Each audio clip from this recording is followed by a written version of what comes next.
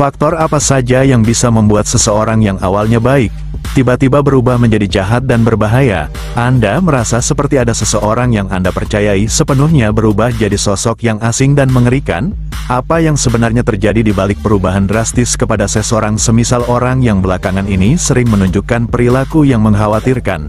Dia jadi tiba-tiba marah, tanpa sebab dan menutup diri dari lingkungan sosial. Apa yang mungkin terjadi? Mari kita simak. Pernahkah Anda menyaksikan suatu masalah sederhana bisa berujung pada malapetaka yang tak terduga? Bayangkan jika hidup Anda mendapatkan ancaman dari orang terdekat hanya karena satu keputusan yang salah. Setiap hari, kita selalu berurusan dengan sesuatu yang berisiko. Perlu Anda ketahui, jika salah mengambil risiko bisa saja akan membahayakan Anda, dan salah satunya seperti kejadian beberapa kasus. Dunia mengetawakan. Itu semua adalah pembelajaran, bukan dijadikan tontonan layaknya sinetron. Aku talak kamu sekarang juga, dan sekarang kamu bukan istri aku lagi.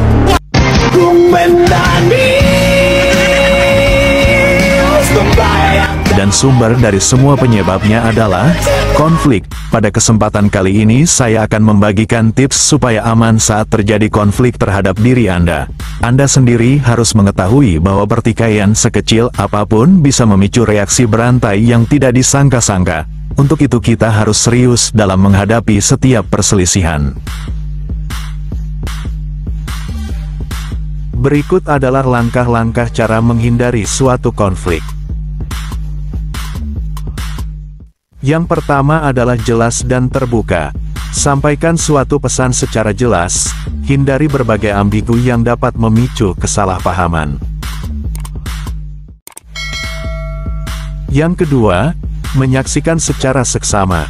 Berikan perhatian penuh saat lawan bicara menyampaikan pendapatnya dan tunjukkan bahwa Anda memahami dengan mengulang atau memperjelas lagi pesan mereka.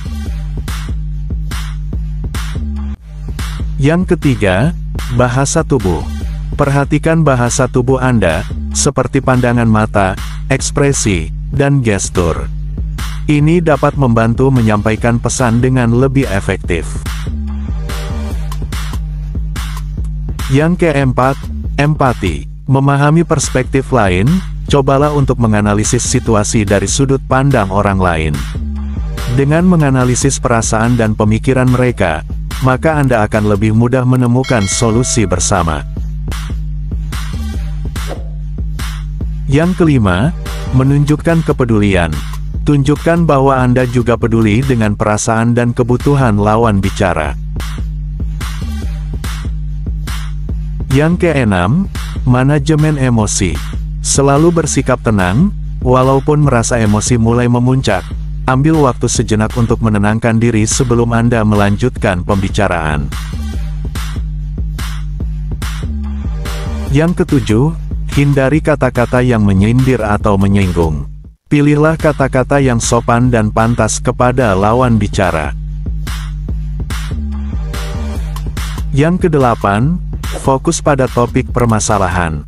Sebaiknya jangan menyalahkan individu, fokuslah pada masalah yang sedang dihadapi. Yang kesembilan, menghargai perbedaan pendapat. Biasakan menerima dulu pendapat orang lain.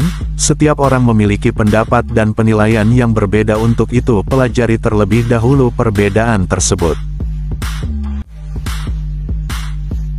Kesepuluh, berkompromi atau bersedia untuk mengalah sedikit untuk mencapai kesepakatan kepada lawan bicara. Kesebelas, mencegah eskalasi. Hindarilah perdebatan yang tidak penting. Jika topik suasana pembicaraan mulai memanas, coba alihkan sebentar ke topik yang lebih lain dan sedikit ringan. Ke-12, jangan membawa masalah lama. Fokus pada masalah yang sedang dihadapi dan jangan menimbulkan masalah yang lalu untuk terulang kembali. Ke-13, meminta maaf. Akui kesalahan, jika Anda memang merasa bersalah, dan jangan ragu untuk meminta maaf.